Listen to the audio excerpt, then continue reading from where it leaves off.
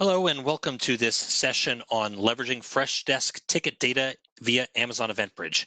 I am Morris Singer. I'm a Senior Partner Solutions Architect at Amazon Web Services, and I would like to take you through how you might use AWS to ingest, analyze, and enrich data from Freshdesk tickets and store analyzed data in a basic data lake on AWS, all in near real time. So let me start by setting the stage. It used to be that if your business ran an application, it was something that they were responsible for hosting, installing, and operating themselves. With the move to the cloud, we've seen more and more customers not only shift the undifferentiated heavy lifting of server operations to AWS, but also move toward increasing the amount of software they consume as a service. Indeed, we now see that the average organization uses 16 services. And by the end of this year, 73% of organizations will run nearly all of their applications as Saas. And if your organization is running Freshdesk today, then they are consuming Freshdesk as Saas as well. Of course, I would generally characterize the proliferation of Saas as a good thing. It frees you up to focus on the things that are core to your business, and more specifically, the things that differentiate you in front of customers rather than on operating business applications. But there are some challenges there, especially when you start to think about how all of these Saas applications are going to form a cohesive system and operate on a single version of your data. Saas can lead to siloed data, meaning that data are stuck in the applications where they originate or are very hard to move between applications. There can be limited real-time intelligence, meaning it can take a while for data to flow between applications, and that has the effect of limiting insight and actionability of data. Integrations may be manually orchestrated, and they may be ad hoc, making it operationally challenging to maintain connections between applications. And the extent of customization that off-the-shelf integration solutions may offer may in fact be limited depending on your use case. At the same time, modern SaaS applications tend to be built around event-driven architectures. And this is especially so when looking at microservices and how microservices communicate. So wouldn't it be nice to be able to leverage the eventing that's taking place inside of a SaaS application to ferry data between SaaS applications, effectively extending that event-driven paradigm across an entire system of applications on which you or your clients run their businesses? So I'll show you how you can do just that on AWS. And as we go, I'll spend some time going through some of the basics of the AWS services that I use along the way, what they do, how they're set up, and this will proceed loosely in three parts. In the first part, I'll show you how to connect Freshdesk with your AWS account via AWS's serverless event bus that ties SaaS providers together with your own AWS account, and that's called Amazon EventBridge. Then in phase two, I'll show you how to take the ticket data that's flowing into AWS from Freshdesk, enrich those data with sentiment analysis from AWS's natural language processing service, that's Amazon Comprehend, and ultimately deliver the enriched data into the foundations of a data lake built on AWS in object storage on top of Amazon Simple Storage Service or Amazon S3. And I'll deliver the data into S3 via a delivery stream managed inside of AWS's real-time streaming service, Amazon Kinesis. And the logic that coordinates the data enrichment and sentiment analysis sentiment analysis that's coming in from Comprehend and the delivery through an Amazon Kinesis Firehose delivery stream will be coded up in AWS in our function as a service offering, which is called AWS Lambda. And don't worry if you don't know what all of these services are, how they work. I'll provide the basics of what each of them is before we use it, and I'll show you some of the steps that are necessary to configure and get started with these services as we go in the demo. So then we'll get to phase three. And so if phase two is really about data ingestion and processing, indeed enrichment, then phase three is about data analysis. And I'll show you how to build out a data catalog in AWS's ETL and data cataloging service, which is AWS Glue, as well as how to leverage metadata in AWS Glue to directly query the ticket data sitting in S3 via another service, Amazon Athena. And again, just as with phase 2, don't worry if you don't know yet what AWS Glue or Amazon Athena are. I'll explain more about what they are and how to get them to work as we progress in the demo. So here we are at phase 1. This is the connection between Freshdesk and your AWS account via Amazon EventBridge. And let me get a little bit more into detail on EventBridge, and then I'll pick up and show you how to connect Freshdesk with Amazon EventBridge. Last year, we announced the launch of Amazon EventBridge, a new event bus that makes it easy to ingest and process data across AWS and Saas applications. EventBridge removes the friction of writing point-to-point integrations by letting you easily access changes in data that occur in both AWS and Saas applications via a highly scalable, central stream of events. With EventBridge, you get a simple programming model where event publishers are decoupled from event subscribers, and this allows you to build loosely coupled, independently scaled, and highly reusable event-driven applications. It's fully managed, so it handles everything from event ingestion and delivery to security, to authorization, to error handling, and it makes it easy to build scalable event-driven applications. Lastly, because EventBridge is serverless, there's no infrastructure to manage, and you only pay for the events that you consume. And here's just one use case that we're seeing customers today leveraging Amazon EventBridge for, and that's in the customer support scenario, like what we're going to cover today. We see customers interfacing with customer support SaaS applications in ways where ticket creation and ticket status updates trigger automated workflows.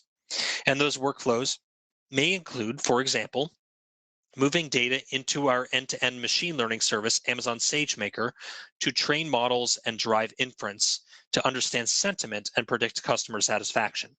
And while we won't use Amazon SageMaker in today's example, just because I think it would be a little bit more involved than we can handle in the time allotted, we will use a different service, Amazon Comprehend, to just do some simple natural language processing and sentiment analysis on the data coming in from Freshdesk, but a very similar use case nonetheless.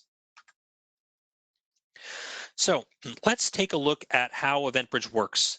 It all starts with an event source, and these can be any one of 95 AWS services. It could be custom applications that you write, or it could be SaaS applications from our partners.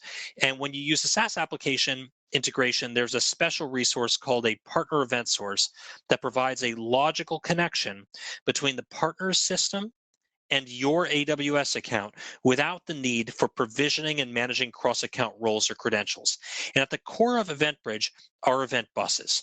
And if you're familiar with CloudWatch at all, then the event bus in CloudWatch Events is exactly the same thing as we have here, except you can create your own custom event buses as well as event buses dedicated to ingesting partner events. Once you have an event bus, you can associate rules with it.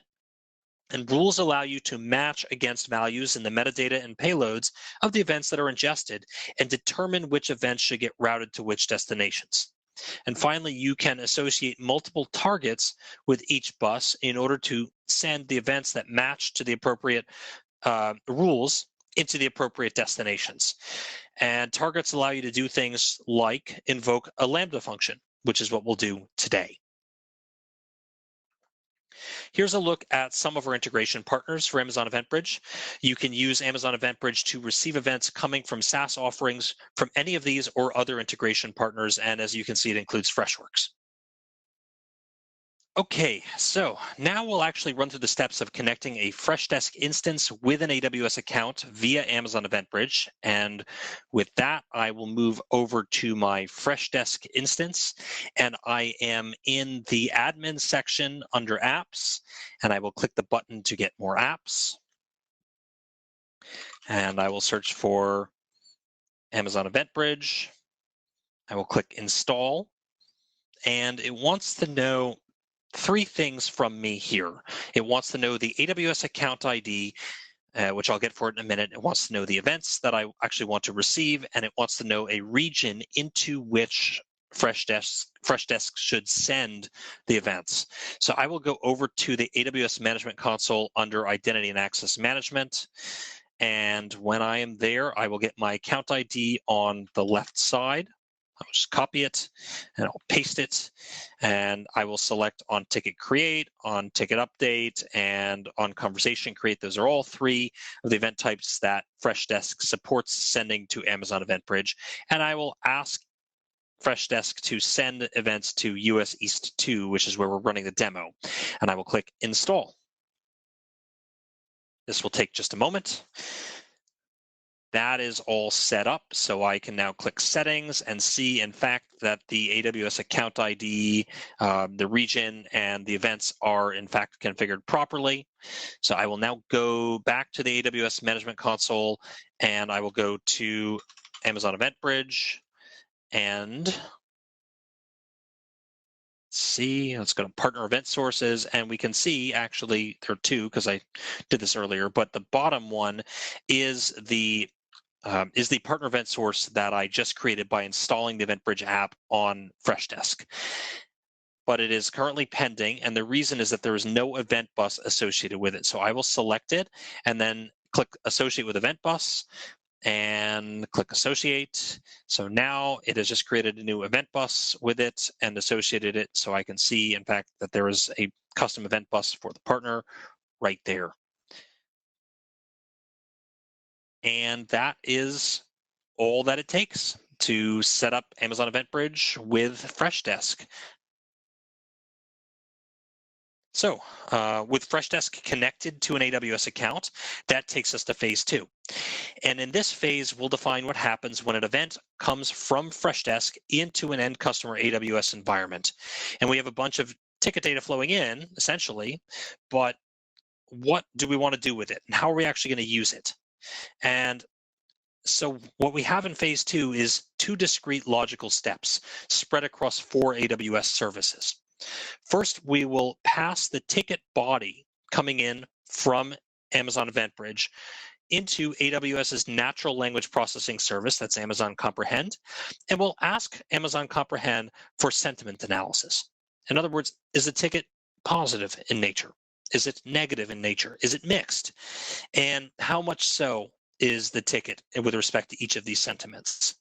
And then we will take those data from Comprehend and we will enrich the ticket metadata to include the sentiment data and construct a record of that ticket that we will store in a foundational data lake in AWS's object storage, Amazon S3.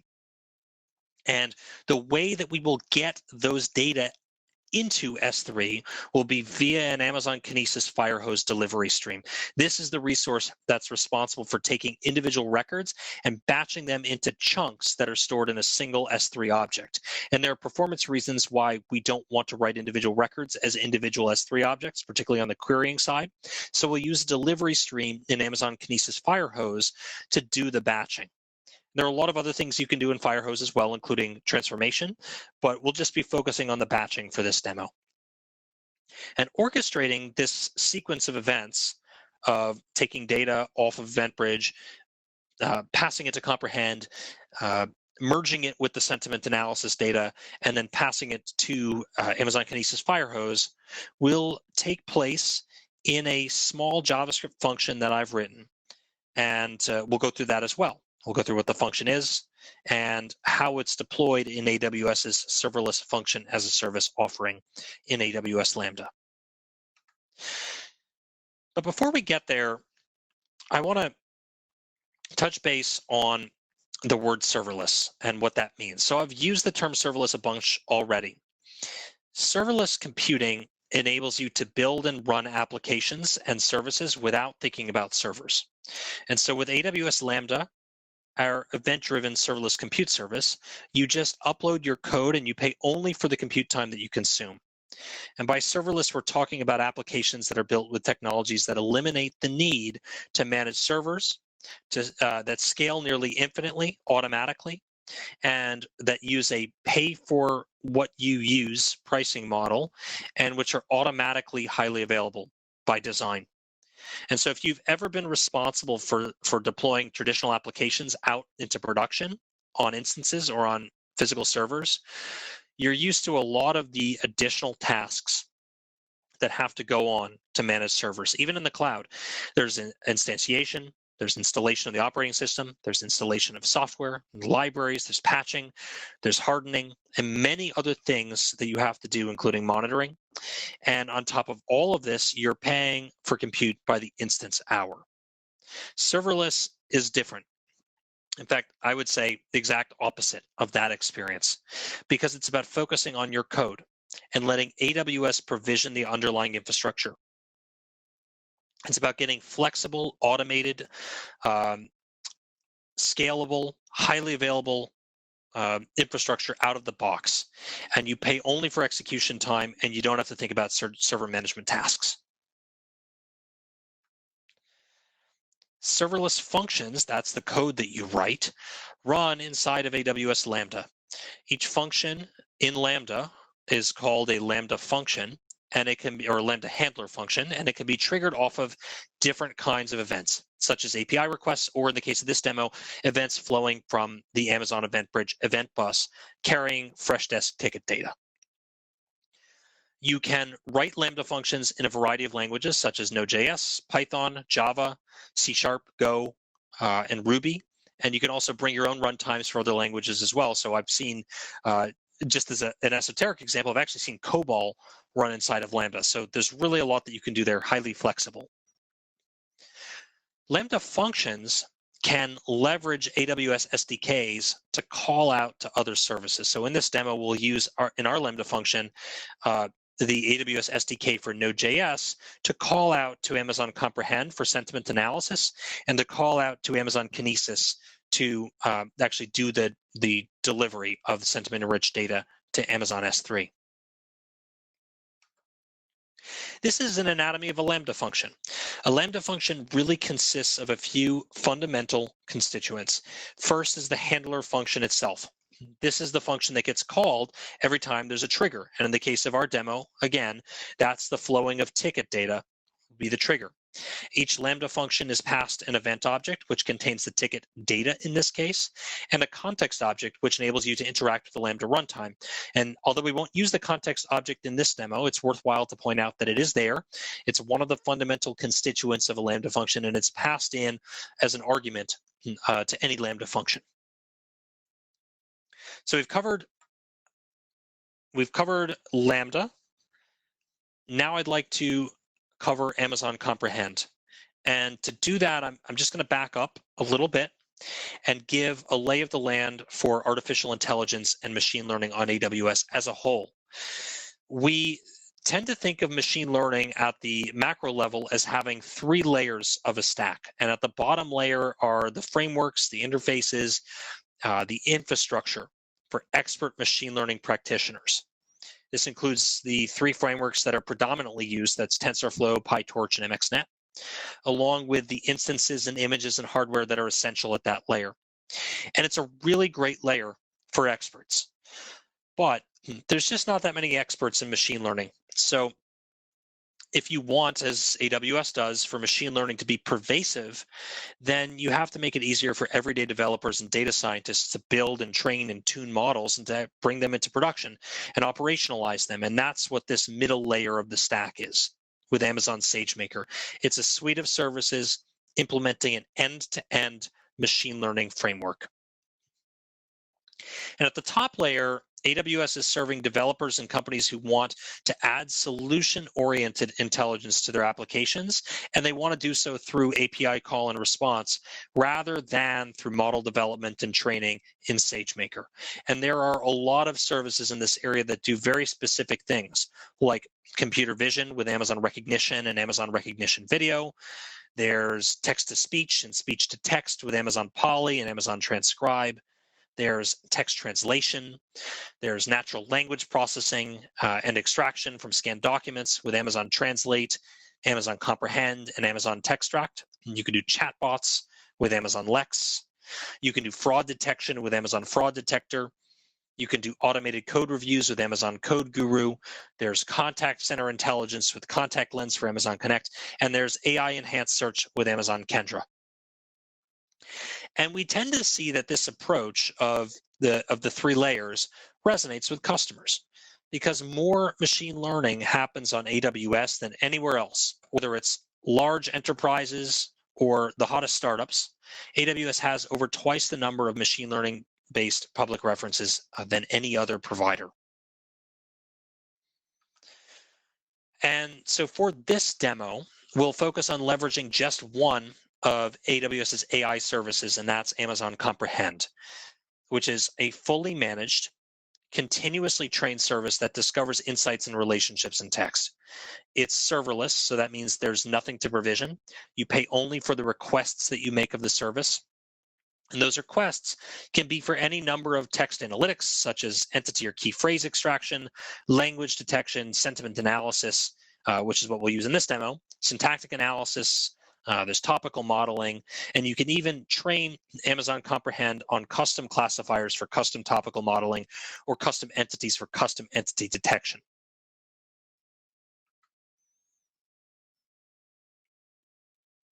And here's what text analysis looks like with Amazon Comprehend. There are 9 entity types, including person, location, date, quantity, organization, commercial item, title, event, or other.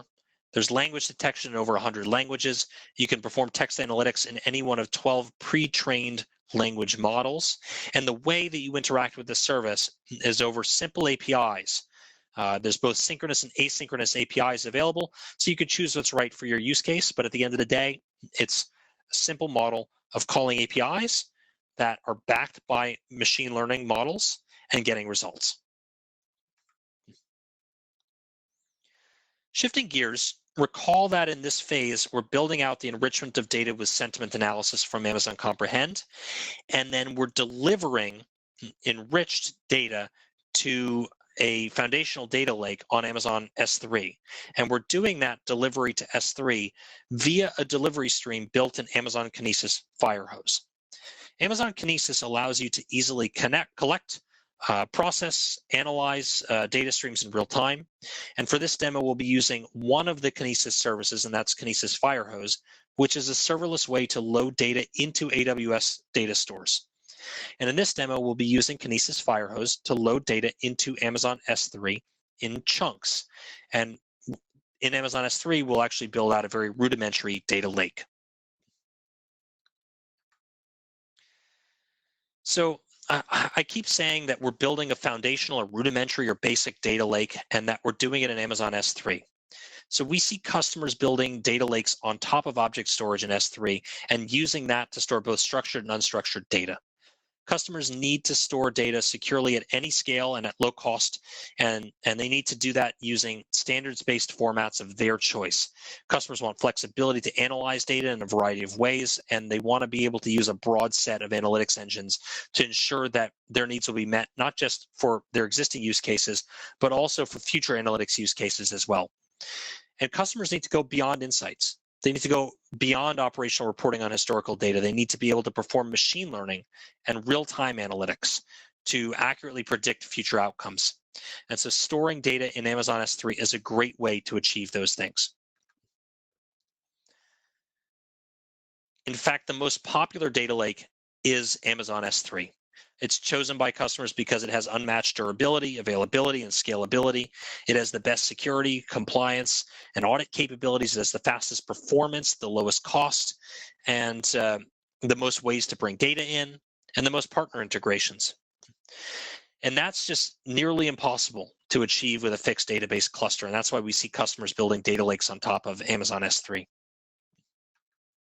Okay, so with an explanation of the services out of the way, let's take a look at the Lambda function that we're going to write in this demo so we can understand how ticket data are taken off of Amazon EventBridge, enriched with data from Amazon Comprehend, and ultimately sent to an Amazon Kinesis Firehose where they're batched and delivered to Amazon S3.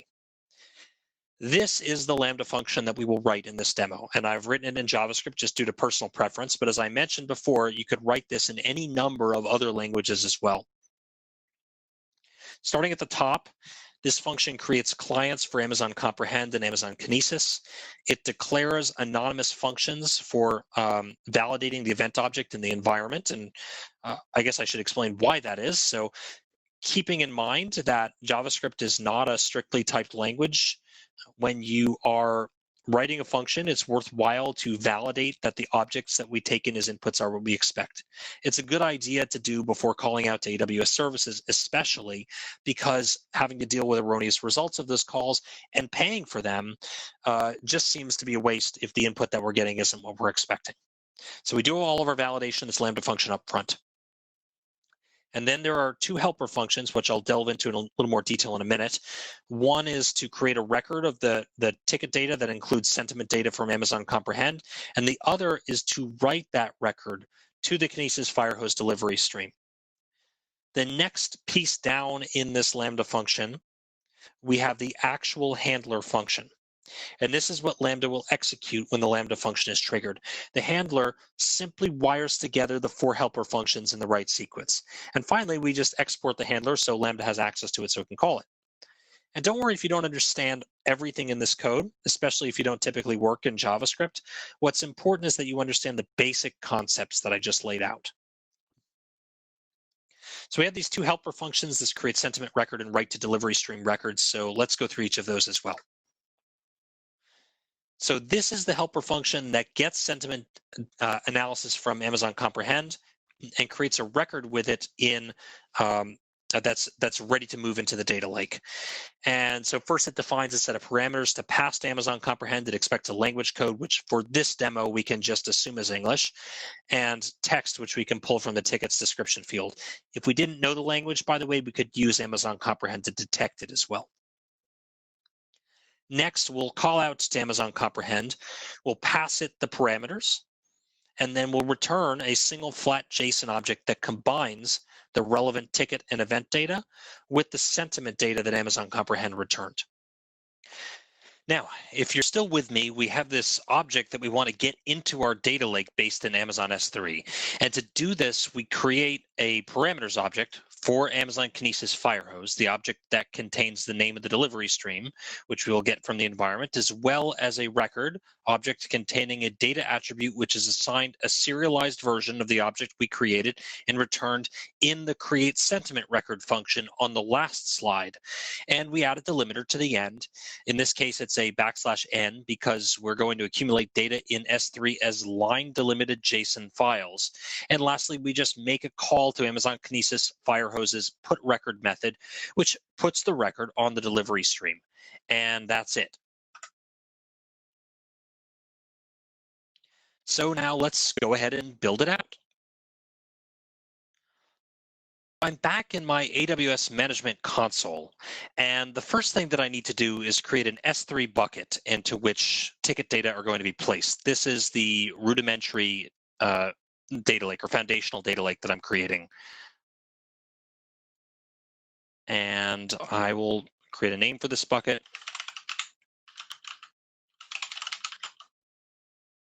And I'll put it in Ohio, which is where I'm running the demo. And next, and there are a lot of options that we can configure. I'm not going to adjust any of them for the purpose of this demo. I would say definitely in production systems, you would want to think about encryption and logging and other things, but for this demo, we don't need that. I will enable block all public access because it's so easy and so critical to security in S3 to prevent public access to things like the ticket data that we're sharing through Amazon EventBridge. So I will click Next and create the bucket. And that is the bucket. So we can see here it is. It's empty as we expect. And the second thing that I will do is I will go and create the Amazon Kinesis Firehose delivery stream that will deliver sentiment and ticket records to this S3 bucket. So I will go to Kinesis. And in Kinesis, I will click Kinesis Data Firehose, create delivery stream. That will start me off. Very basic, going to start with a name. I will call this Morris Freshworks Tickets Delivery Stream 2. And the source for records in this delivery stream is going to be direct puts. I'm going to call the put record API and just put records on this delivery stream. For production system, I would certainly want to think about enabling server-side encryption, but I'm not going to do it here for this demonstration. Now, the next thing that you can do is you could define a Lambda function that would transform records. So you can do transformation logic right in the delivery stream, but we're not going to do it in this case. The other thing that you can do is you could actually convert record formats. You could convert to Parquet or to ORC, which typically result in more efficient queries than if they're stored directly in JSON. So definitely something you'd want to think about doing in a production system. For this demo, it's not going to affect us that much, so we're going to skip it. And the destination is going to be Amazon S3. So we're going to leave that alone.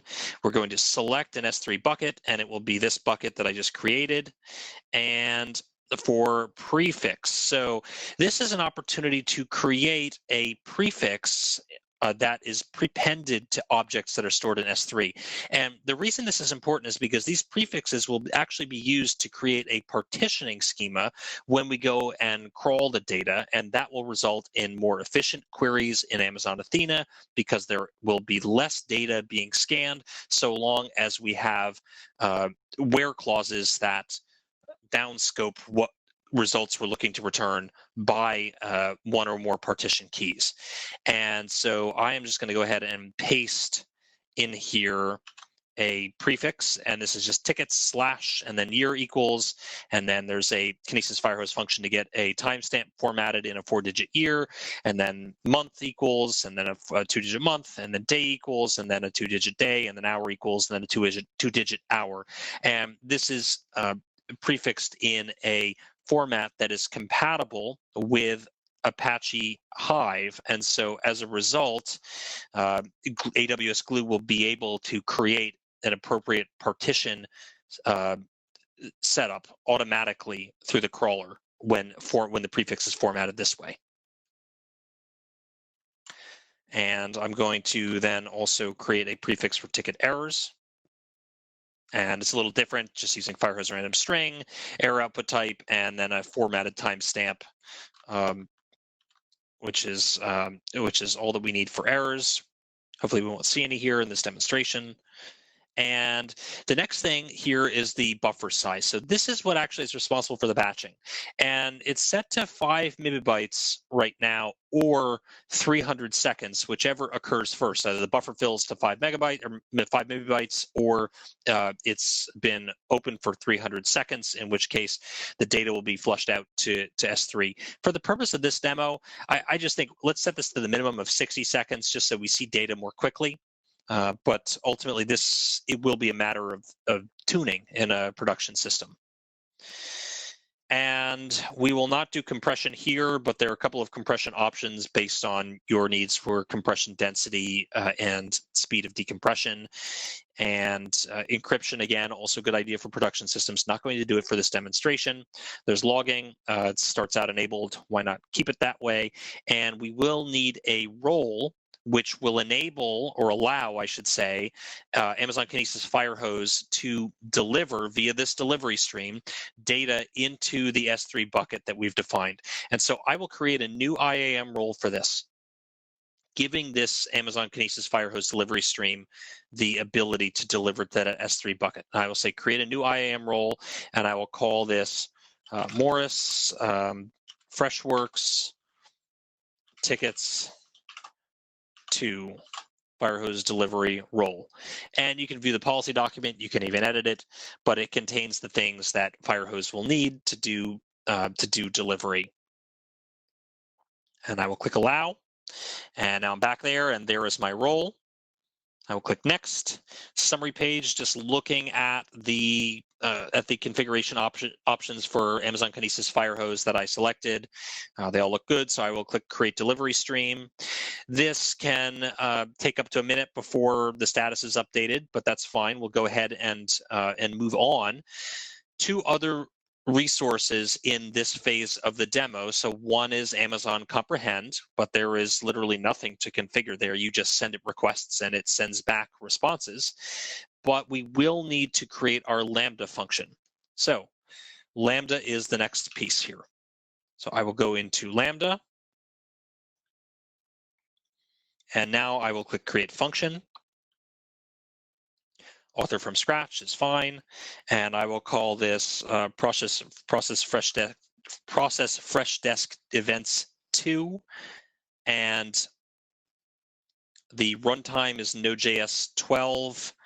And I will start with creating a new execution role for this Lambda function. So this is the role that Lambda will execute in, and the policies that contain the permissions on this role will give Lambda the ability to do or not do certain things. And the way that this starts is with a basic execution role that allows this Lambda function to write to its CloudWatch log streams, meaning that it can write logs to CloudWatch. And that's it. So that obviously won't be enough for our Lambda function because we're accessing Amazon Comprehend and Amazon Kinesis Firehose. But we'll start with this. We'll put in the code, and then we'll broaden the permissions. So we'll go ahead and create that Lambda function now.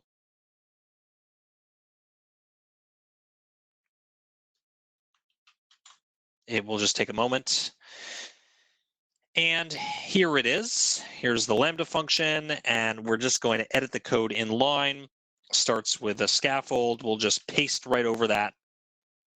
And this is really just everything that we looked at in the slides with the explanation and the annotations.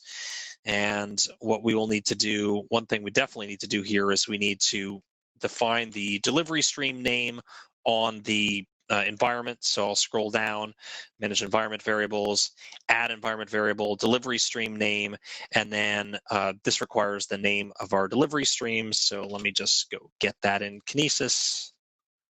I have one data firehose delivery stream, and it's called Morris FW tickets DS2.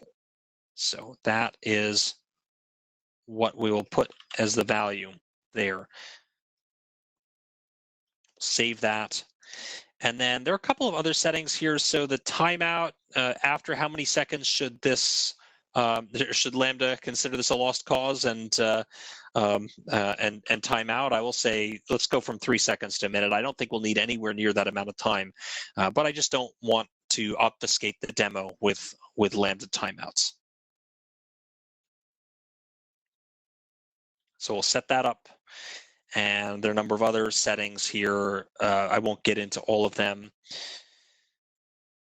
But so now we have the code, and we have the environment variable, and we have the timeout set. So it's probably time to save this. Okay, so it's saved. But recall that right now we just have permission to access CloudWatch logs, and we need permission to access Amazon Comprehend and Amazon Kinesis Firehose. So let's go ahead and make some modifications to this Lambda execution role. So we'll go into IAM, and here we are. We can see we have a basic Lambda execution role policy, which just allows to write to the log stream, to create a log stream, write to it, and that's it. So that's not going to be enough for us, obviously. So let's go ahead and attach policies. And for a production system, you would probably want narrowly crafted policies that are scoped down to the specific resources. But in this case, I'm going to just use an AWS managed policy. In fact, I'm going to use 2 AWS managed policies. And the first one is going to be for Comprehend, and I'll just give it full access to Comprehend. Not a good production practice, most likely. But in this case, I'm going to do it, and I'll also attach the Amazon Kinesis Firehose full access. Attach a policy. So now we can see all 3 policies are in there, and there's quite a bit of permissions that we can look through here in terms of access to S3, access to IAM and Comprehend. And also access to do anything in Firehose, and then of course all of the things that we looked at under the Lambda execution role previously. But that is the completed set of changes that we need to make. So we will exit out of IAM. We don't need this anymore. So we will go back here to our Lambda, and let's take a look. We now have the ability to take action on CloudWatch logs, comprehend, Kinesis Firehose, S3. Okay, IAM, which is exactly what we want. We have the permissions that we need, but we still haven't tied it together with Amazon EventBridge. So let me go back to EventBridge.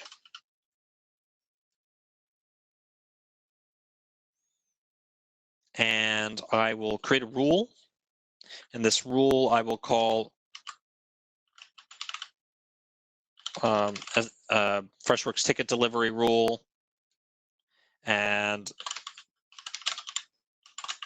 deliver Freshworks tickets. And I will define this with an event pattern predefined by service. And this is going to be from a service partner. And it's going to be for Freshworks, obviously. And the event pattern here is just match any event that is for my account ID. Pretty basic. It's going to get me everything. And I could edit this and I could scope it down to match more complex or match events with more complex rules. But in this case, I just want to get everything because that's what we need for the demo. And I'm going to put it on that event bus. I'm going to enable the rule. My target is going to be a Lambda function, and that Lambda function is going to be process Freshdesk events to the Lambda function that we just created. And that is it. So I will create that. Okay, it's enabled. So I should be able to go back now to Lambda and look at my Lambda function. And I should see, in fact, as I do, that there's an EventBridge trigger of this Lambda function. Okay, so now I will go to Freshdesk, and this is just the tickets that come by default when you create a new Freshdesk account. But let me add a new ticket, and the contact will be a new contact, and it will be John Doe at johndoe@example.com, and it's probably fine. Okay, and the subject will be can't access my account, and this is a problem. It's open. Let's say it's a medium, and this is going to go to QA. We'll say I haven't been able to access my account for the past 2 days. Very frustrating. And we'll create that. Okay. And let's actually create another ticket as well. And this will be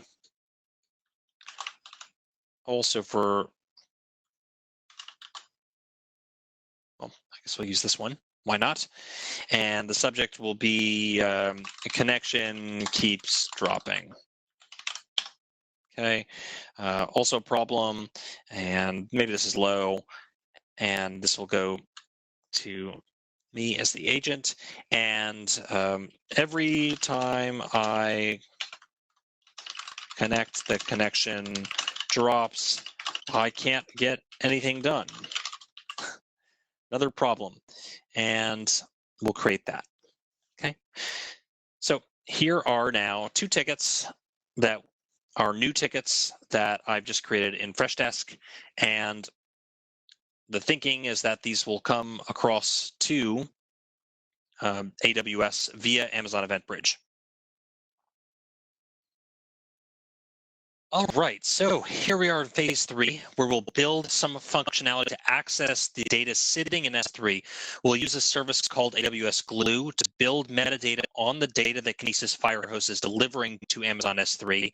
And then we'll use Amazon Athena to write SQL queries of that data in S3, leveraging the metadata in Glue to impose a schema. For the data lake to be usable, it needs to have defined mechanisms to catalog and index data. And AWS Glue automatically crawls the data lake and constructs a single view across all the data assets to make it easy for end users to discover the relevant data to use in their analysis, and provides oversight on the quality of the data. AWS Glue is a fully managed service that provides a data catalog to make data discoverable, and it has the ability to do extract, transform, and load ETL to prepare data for analysis. The next thing that we'll need to configure is Amazon Athena. For interactive analysis, Amazon Athena makes it easy to analyze data directly in S3 using standard SQL queries. Athena is serverless, so there's no infrastructure to set up or manage. Companies can start querying data instantly, and they can get results in seconds and pay only for the queries that they run. Athena is easy to use as well. So you simply point to your data in Amazon S3, you define the schema, and you start querying, and you're using standard SQL. Most results are delivered just within seconds. There's no need for complex ETL jobs to prepare data for analysis, and it makes it really easy for anyone with SQL query skills to quickly analyze large-scale data sets. It's out-of-the-box integrated with AWS Glue Data Catalog, which we talked about previously, allowing you to create a unified metadata repository across various services, to crawl data sources, to discover schemas, and to populate your catalog with new and modified table and partition definitions, as well as maintain schema versioning.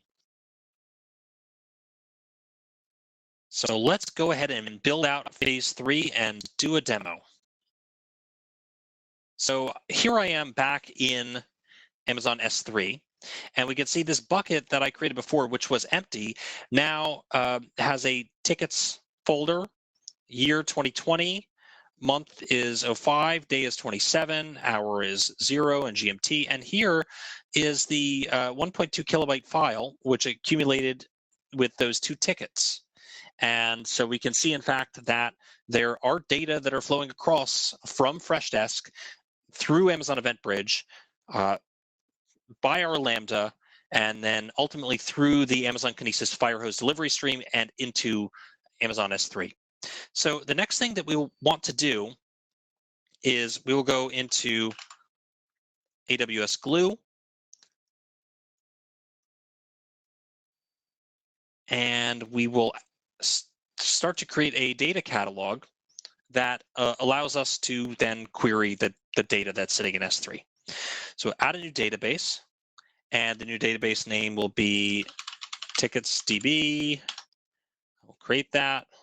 Okay, TicketsDB, tables in TicketsDB, there are none, so we're going to add tables using a crawler.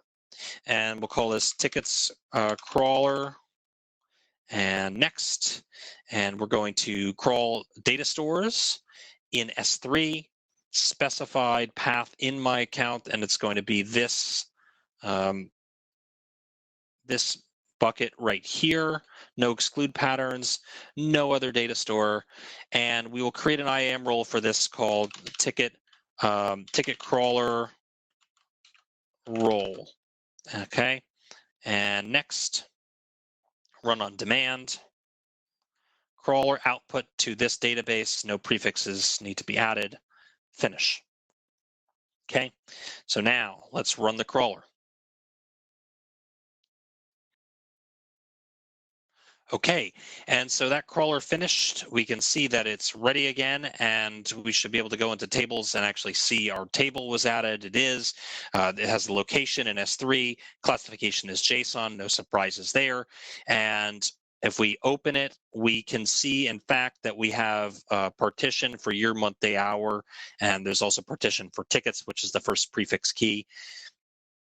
And there are the columns, the ID and the time, which come from the event object, the subject description and description text, which come from the ticket. And then it's enriched with the sentiment data, sentiment, positive score, negative score, neutral score, and mixed score. So that is the completed schema, which was developed automatically based on the crawler in AWS Glue. With that, I can go over to Amazon Athena, and I actually can start querying that data right now. So Let me preview table.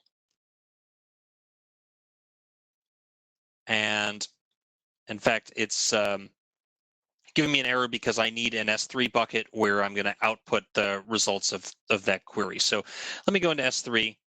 I will create the bucket. I had set this up previously, so I'll create the bucket, and I'll just give it that name. Next, block public access, create bucket, fine. And let's try the query again.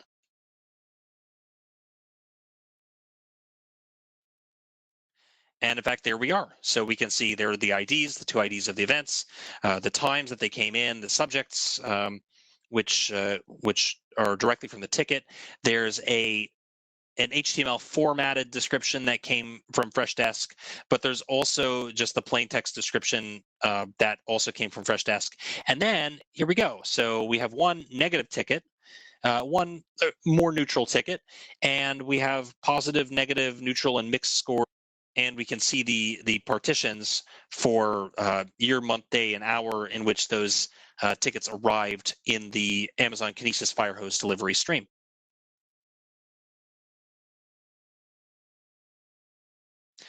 And with that, you've now seen a complete end-to-end demo showing tickets being created in Freshdesk and the ticket data moving into AWS being processed by Amazon Comprehend to deliver sentiment analysis, moving those data from those tickets into Amazon S3, into a foundational data lake, where a data catalog can be constructed to impose a schema, and finally the querying of data in that data lake to gather query results that include sentiment analysis along with the initial data that comes across from the tickets. And with that, I'd like to thank everyone for joining. I hope you learned a lot and that you enjoyed this session. Thank you very much.